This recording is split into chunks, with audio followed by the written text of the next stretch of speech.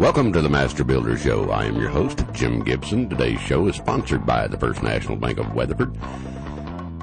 I am a graduate master builder certified by the National Association. For a minute there. I know. I forgot who I was. Anyway, my guest today is Jean Gibson, Vice President of Gibson Home Builders Incorporated. And our today's topic is going to be, why can't we build the perfect house? And why can't we build the perfect house? Do you have any idea why we can't? Because you won't listen to me. Well, that's the basics. Because we are human and people are not perfect. So if we're not perfect, we can't build anything perfect. Correct? Well, are we going to get into a basic philosophy here now? Throw your hands up and walk away. What we're in the midst of designing our new house to be built on our property. Right. And I want something that is aesthetically appealing in a craftsman style, energy efficient. I want rainwater capture system so I can recycle the rainwater on all the plants and to be able to take care of the animals out front. We're talking green. Yeah. And I want you to do this all very, very, very inexpensively. Go for it. Right. Anyway. Oh, and I want the house automated too. Yeah, that's we had a presentation here not too long ago, last Builders Association meeting on Lutron's switches and stuff and automation, but that's a different story. But that's a light switch. Well, it's that's not, the big fat more than a. I thought that's what they made with the Lutrons were the fat switches. Well, there's several people that make those. Oh. You're talking about the paddle switches. I don't know. Light switches. Well, yeah. I mean, that really didn't come into my design thinking at all. But I want a house, first of all, that is energy efficient. We were watching, have you ever watched that PBS station program, Think? They had a lady on there from Plano, and they've got a website and projects in Plano, and it's livegreeninplano.com, I think is their website. And Plano has organized all their activities under this website so that they had some good ideas. And like the woman you brought that up. The woman said her favorite thing in the whole world was bamboo. Right. And because it grows so fast. It replenishes itself within overnight. They get so much growth on these things. Not quite that fast. And then you said. Well, I said that it came out as a green product, and it still is a green product, but the problem is that the demand got so great for it that they're clearing rainforest to grow bamboo, which is not really beneficial. Tragic, actually. Well, like I said, the demand got so great, and they were selling the bamboo so fast that they decided, well, we don't need a rainforest, to grow some bamboo and make some money. And she said that a component of rayon was bamboo. And that rayon actually was a natural fiber. So some of these things I really want to research. I don't know Weatherford very well, but I'd like to know what natural resources, green resources Weatherford offers to the residents here so that we can incorporate them in our perfect house. Like recycling programs and stuff like that? Well, you and I were talking about recycling the tires. Right. And using that instead of doing concrete or asphalt to do recycled tires. And you said... Making walkways? Yeah. Well, the problem they had was most of us drive steel-belted radials and stuff like that. And you can't chop them up like you can the nylon cord. Mm-hmm. I mean, if everybody drove the nylon cord type tires, then they could chop them up and make the walkways. But the steel, you can't remove it. There's got to be an option. Well, I can't imagine in this country somebody can't come up with an idea. Like they used to do the old roofing shingles and chip those down for driveways. And that stopped 20 years ago. I don't know why. They were taking the little inserts, the cutouts in between the shingles and buy truckloads of that. We had that, I guess, in there 20 years ago. 20-something years ago. We had one. They used it as a driveway. And it worked really have no well. idea. But the idea of building the perfect house is I want to pursue all these components, and I've got to find out. I got to start my research, and I'll keep everybody advised on what Weatherford has to offer for green components to their home. Well, you were supposed to do some research on that, I think. Well, I got occupied. Occupied. I got outside in the yard with the animals. You can't build a perfect house. We can't build a perfect house because you have to build it outside. Think about that. I mean, you build a house outside, and it's hot, it's cold, it's rainy, the wind's blowing. Are you setting things up for excuses for why something's not going to be the way I want it? That's what I think I hear coming here. No, if you go out in the summertime and you get and it's going to be 100, 105 that day, and you're sitting on the slab and you got your framing lumber up, and it comes a rain. Mm-hmm. It rains for about 30 minutes and drops temperature down to, say, 90 degrees. Okay. Or 75, 80, 90 degrees, something like that. And then you got all your wood saturated. Mm-hmm. And then the sun comes back out. Yeah, it dries it up. When you watch that wood, it just starts going and warping. And since this isn't television, what does that sound mean? It just starts kind of going out of shape. And you can, if you're using solid lumber, so a lot of people use finger-jointed lumber and stuff like that. But it's supposed to be stronger. It's stronger. It doesn't tend to warp as bad as. Is it cheaper? A little bit. Oh, well, then it's worthwhile if it's got positive components. Yeah. But is it hard to get? No. Oh, well, that makes sense. Well, so, first of all, the house has now got wet. Got wet, and then you dried it out. And like I said, the reason we can't build a perfect house is because we build them out in the weather. And you've got the weather to contend with. And, so, like I said, you got temperature change, moisture. But you can offset that. Okay. We're not going to do perfect, but we're going to do darn close. What you try to do is, perfect to me may not be perfect to you. So every individual has to decide what they want. But I just don't want ugly. I know. And I don't want to pay huge electric bills. Well, we've got to take a break real quick. We'll come back here in a couple of minutes. Did you know that some of the best home builders in the entire nation are right here in Parker County? Hello, everyone. This is Lynn Bearden, president of First National Bank of Weatherford. Our lenders believe your family deserves the best when it comes to your dream home.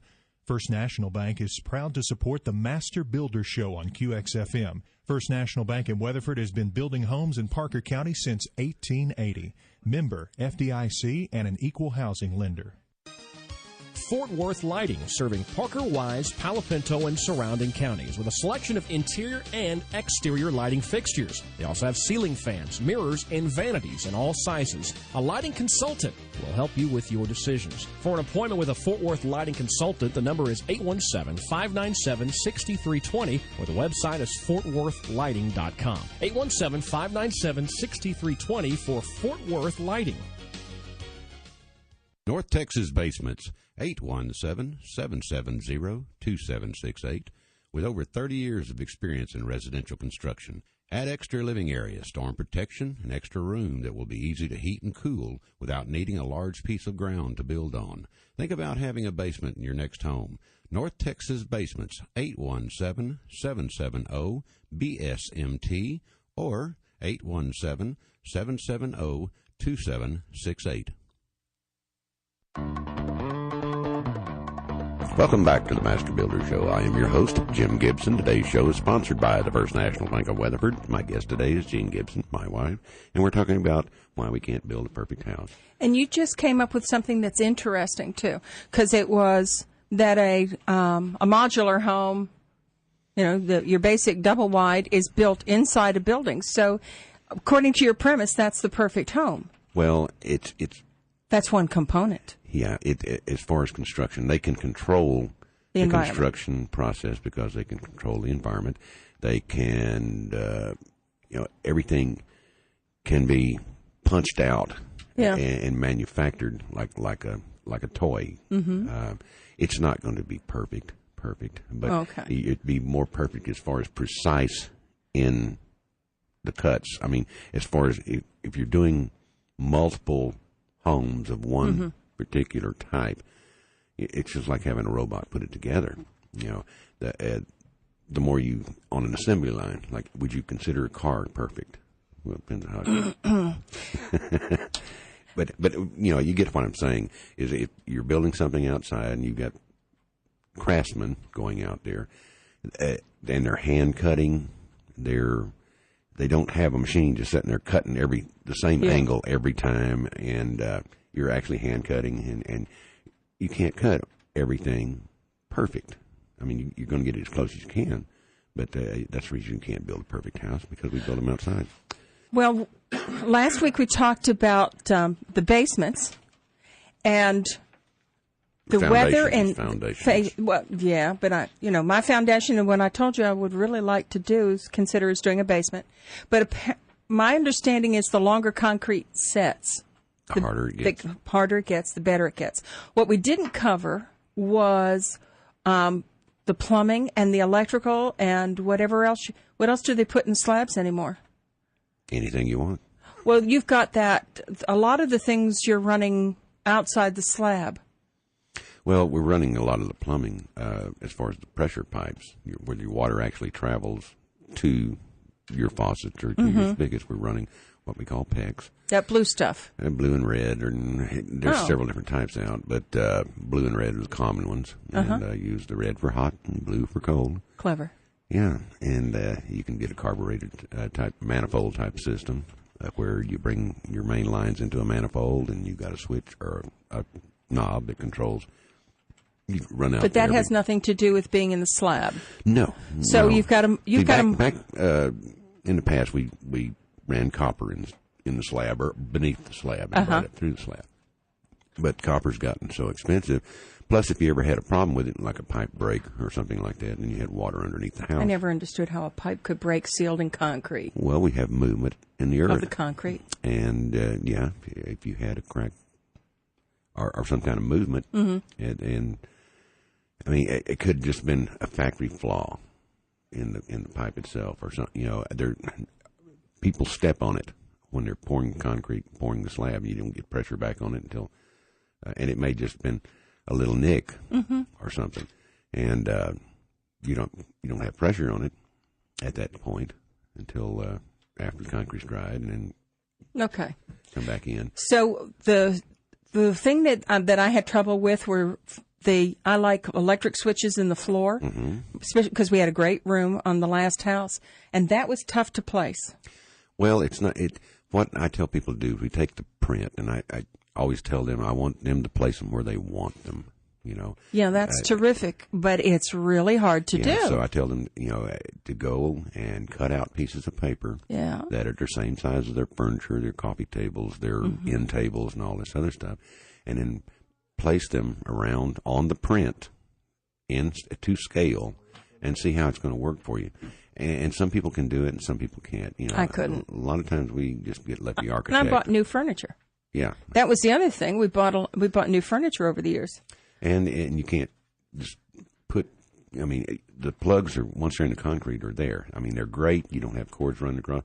And what we try to do is place them where they're under the sofa or couch, and are under end tables, and that way you can move that couch. The size of the couch. The size of the couch. Motion. You can put that plug anywhere under it, and still run your cord over to it. And, so I've got to come up with a trip hazard. I've got to come up with a better system for locating, because that was really hard to do. Because when I laid out the room originally, and had you put the plugs in the floor, it didn't work out to be quite right. But it was my design and use of the room had changed and configuration changed. Right. But the other thing was the shower and toilet holes all have to be in the concrete too. Right, all your drain and the drain pipes. Well, and the water pipes. What's coming up out of the water comes up? Your main feed coming in to the building.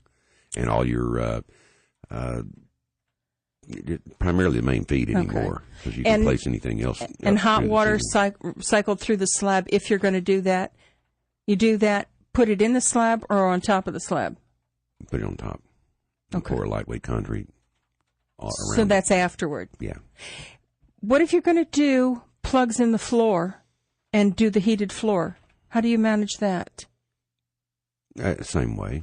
When you put the when you put the electrical boxes in the concrete, they stick up out of the concrete about 2 inches, or you can make them whatever height you want to stick up out of the concrete. Oh, okay. And then you cut them off to the height that you need once the slab's poured.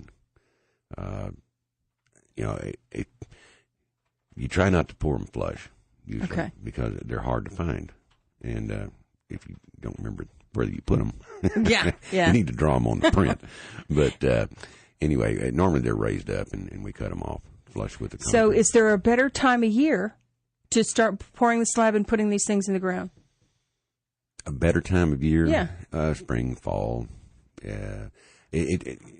So if it's really cold and you pour your slab and start framing your house up, that's just as good as one of these 100 dry days. It's the problem is when it's hot is concrete dries very fast, because the drying process is getting rid of its moisture. And so the hotter it is, the faster the water evaporates from the concrete. So the evaporation causes a drying process. Right. And that's what you want. It dries too fast, and consequently, the faster it's shrinking the whole time it's drying. And as it dries, you have possibility of more cracks.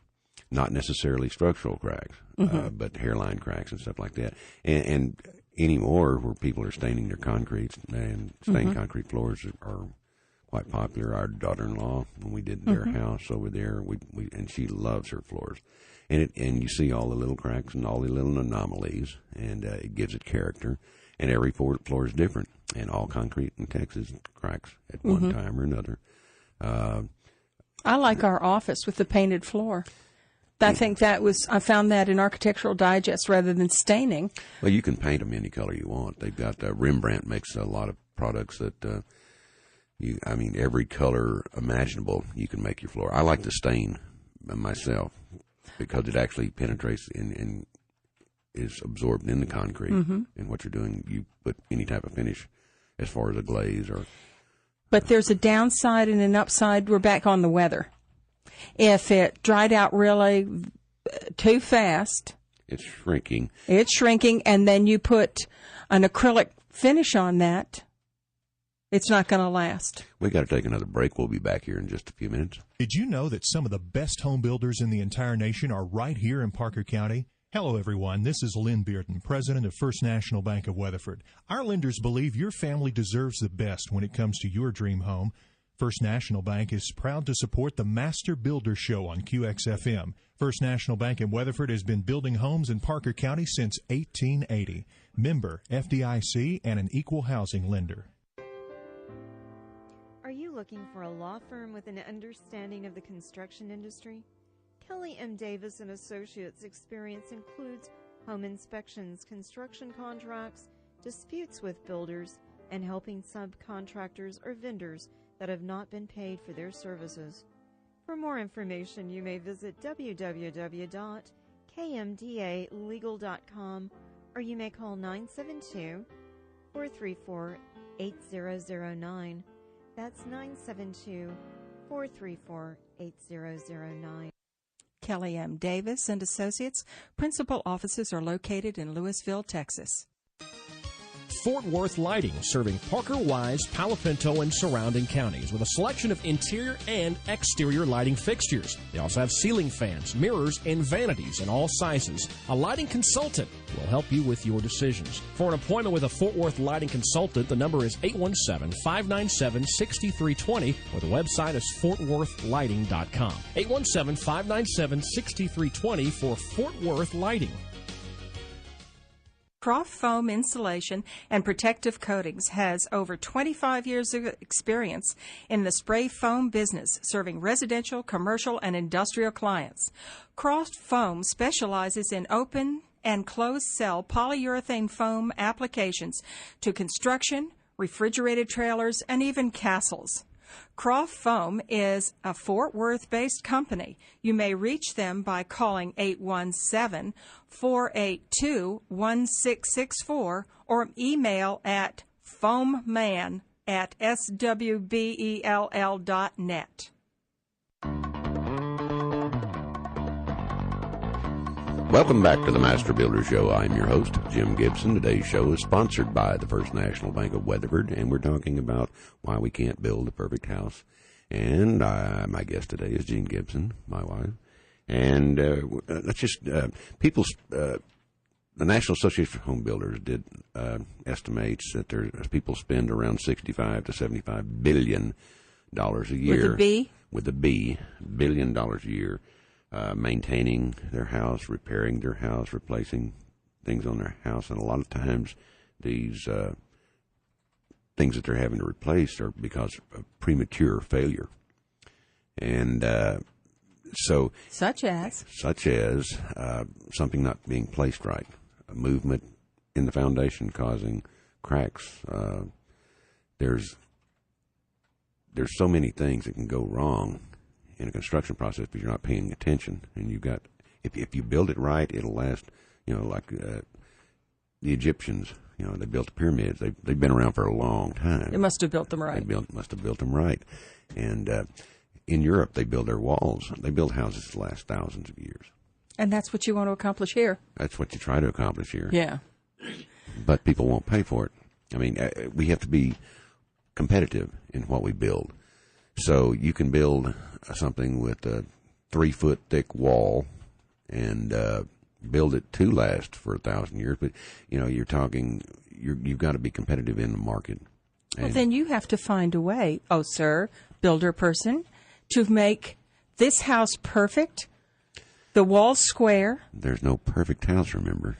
Well, we're going to do a darn good house. Okay. We can do it economically. So we're going to have to research materials, and you've been doing this for a long time, and you're always studying something new. The latest whiz-bang is what I always call it. Then you should be able to come up with ways to do these things economically without compromising the structure. There's so many things that you can do, so many ways to build a house now, whether you go SIP, structural insulated panels, ICF, insulated concrete forms. But that's all very expensive. They're pretty well 3 levels. When you go conventional construction, and then SIP is the next most expensive, and then going up to ICF, which is about top of the line. And as concrete and steel goes up, ICF gets kind of pulls out further and further up front. I'm getting notices in the mail regularly now from our vendors, our subs, everybody, that the cost of materials and the cost of fuel.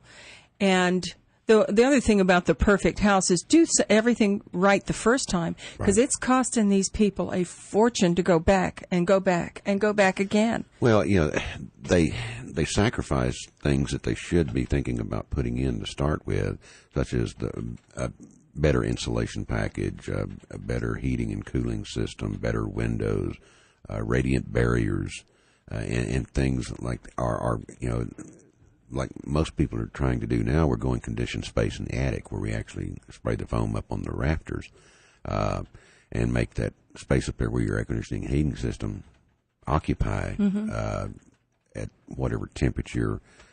Usually about 10 degrees different temperature than your rooms down below, and it makes your systems operate more effectively. And plus, it extends the life of your equipment. Because it's not superheating. Because it's not superheating, and it's not, superheating or super cooling in the wintertime. So you're not fighting the elements as bad. But there again, we try to tell people build in shades of green, because the more you can afford up front, the more you'll save in the long run as far as your utility bills. And so you might forego putting down the imported tile from Italy, and things like that for a higher SEER rating on your HVAC system. You can tell where your priorities are. Yeah, I said, I don't care. You're into functionality, not aesthetics. But there's got to be a compromise. Well, when you can, there is compromise. I mean, you can get pretty well what you want, as long as you don't pick the best as far as your tile. You can get a look. You can get whatever look you want for a fairly reasonable price, and without just going whole hog on it. And put more money. That's shopping smart. Well, no, put your money in where it's going to save you, because if you're spending $1,000 a month to heat and cool the place, you could be using that $1,000 a month to buy things to fix up the interior. So put your money in the beginning, during the beginning of the construction, in energy efficient techniques and things that will help you save money in the long run. Because people, when you're financing your house, you're financing, most people finance for 30 years. 30 years fixed loan. Well, you're going to be paying the same house payment for 30 years, but your electric bill is going to rise continuously. I mean, there's no doubt as fuel prices increase, it costs more to manufacture the electricity. The more it costs to manufacture the electricity, they're just going to pass it down to... Well, the diesel fuel has impacted everything. It's impacted the groceries in the store. I appreciate that. But let's back up into my house again here. Right. Is there anything better than closed cell foam for insulation? As far as insulation? In my opinion, closed cell foam is the best. It's the epitome. It's the epitome, but as oil prices, it's polyurethane foam. So it's an oil product. It's a product of oil.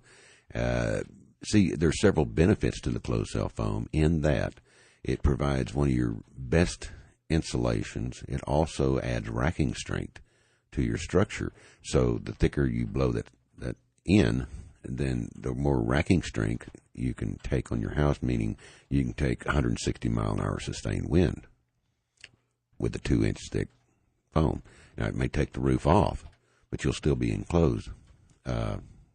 Or I could be in my basement. Yes. Yeah, okay. That would even be better. I got 1 point for my side. Yeah, Earth is hard to beat as far as insulator. Yeah. Well, it's 66 degrees, pretty well ambient temperature year-round. So the perfect house would actually be a cave. My idea of a perfect house would be a cave. Or when we build them all basements, build them all underground, and just plant in your yard, put all your trees on top of your house and your grass around, and when you look out through there, make it like a Batman kind of thing where you just drive up and... Do you hear what I'm getting now? Yeah. I think I pushed the basement too hard. That's not a bad idea, but let's see. 200 years ago, it was done. When the people settled out here, they did... Burned houses. Well, they did the caves and outcroppings first before they got around to doing the soddies. Right. And how clever. You had made that comment the other day, that nothing's new. All we're doing is taking old ideas and dressing them up again. That's the green concept. Everything's green, everything's new. Well, in fact, it's not. Well, I mean, there's certain technologies and stuff that we have now that you wouldn't have. Certain conveniences we have that you didn't have back then. Mm-hmm. Such as running water, flush toilets, and electricity. But we pay for all these conveniences. So what you want to do to build your house is think. Now people have got on the green bandwagon here, so everything is green. Even when it's not. Even when it's not. But it's a promotional type item. What you want to do is start out. You want to build to save energy, because when you're saving energy, you're saving yourself money.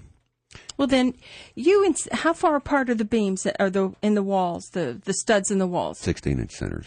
16-inch on the center of that board. Right. So if I want to save money, why don't I just make that 32 inches, and then I've saved 50% on my lumber package? They have advanced framing techniques where you put them on either 19.2 or 24-inch centers.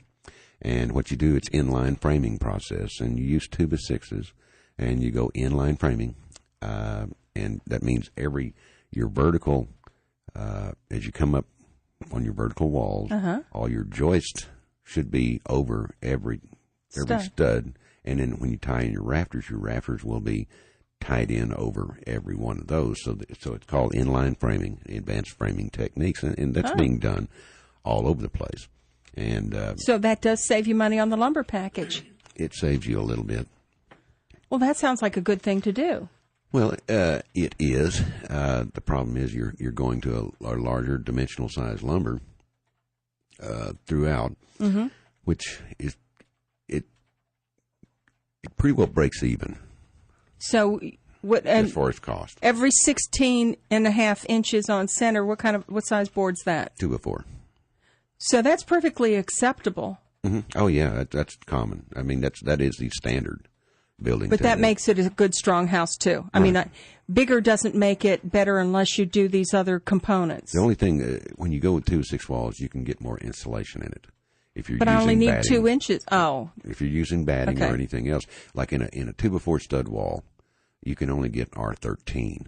Mm-hmm. In batting and blown-in cellulose, I think you can get an R13. But you put in more and just squeeze it tighter. No, you can't squeeze it tighter. When you squeeze it tighter, you actually lose R value. The air, amount of air in the fiberglass is an insulator also. So if you want more insulation, and you're going to try to use batting, I was out in East Texas when I was looking at some houses out there, and I asked the guy that was building this one, I said, well, how much insulation you got in these walls? He said, I got R30 in there. I'm going, man, you must have thick walls. And he says, no, they're just 2x4, construction. And I said, well, how'd you get R30? He said, well, the bats said R30 on it, and I just stuffed them in there. And I'm saying, well, you've actually probably got about an R4. And so you got to know what you're doing. And you can't just take something, and when it says R30, it's supposed to be the thickness. All fluffed up, and that's an R30 at that point. Now, closed cell foam, when you blow it in the wall, it's R7 per inch. So, in a 2x4 wall, you can 3 times 7, 21, 20, about 20. Or you get an R24 in the walls with foam. And these tractor trailers that run up and down the highway here, the refrigerated trucks and stuff, they use 3.5 inches or 3 inches. And I had Steve Croft of Croft Foam on the show here several months back, and he was saying that there's a beer distributor that blows the foam in these railroad cars, these refrigerated cars, and they have no mechanical refrigeration devices on them. And what they do, they roll these cars into a freezer wherever. He wouldn't tell me which beer company it was, but you roll these cars in, and they reduce the temperature to 35 degrees, and then the beer is at 35 degrees. So they load these cars up in the freezer at 35 degrees and seal it, and they lock it down. Then they bring it out to the train yard to hook it up to the train. It takes 10 days, a 10-day trip with no mechanical refrigeration to get it to its destination. Once it gets to its destination, they pull into another freezer at that location. They pop it open, and it has raised 9 degrees in 10 days. Wow. And it's good stuff. And so we're using that to do most of our houses with. So you can imagine if it will hold that same temperature that you set it at for 10 days, then you can pretty well figure that it's not going to take you much to heat or cool it. You know, whatever temperature you set it is going to stay. I noticed that at the model home we just sold, that the temperature outside, what we're bouncing around the 100s. Right. And we hadn't even, when I was over there, the air conditioning hadn't even kicked on. I had the thermostat set at 84, and I think the highest it finally got up to 84, but for the longest time there it rocked around 78, and whatever the night temperature was, 78 to 80, it would get up. Most of the time you'd get up to around 80, but now it's gotten to well, it's sold and people now. Are in there, but the last bill with the AC kicking on was $35. $35 to air condition that house. So that's what I want, is a really tiny. We've had other houses like that too that we've used the closed cell foam, and the electric bills occupied stayed under $100, and the ones that are around $200 because they're running the swimming pool. Right. Yeah, so that's 4,000 square foot house too. Well, yeah. I mean, I think they're. You're not going to build me something that big. Nah, you don't need anything that big.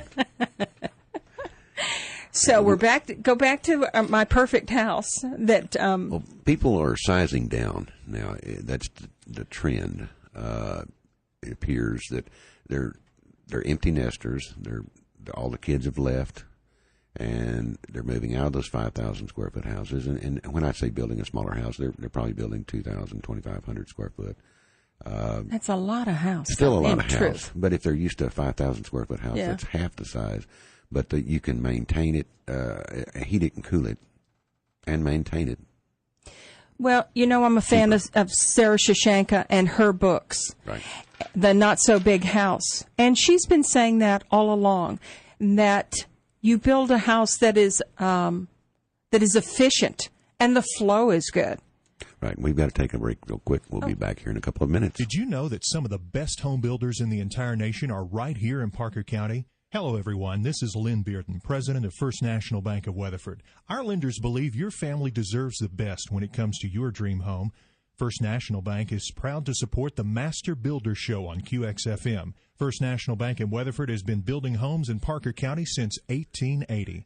Member FDIC and an equal housing lender. Are you having a construction-related issue? Do you need a construction attorney?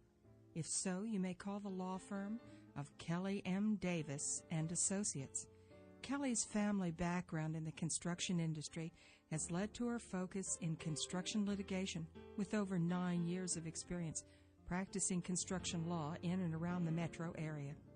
For more information, you may visit www.kmdalegal.com or you may call 972-434-8009. That's 972-434-8009. Kelly M. Davis and Associates. Principal offices are located in Louisville, Texas.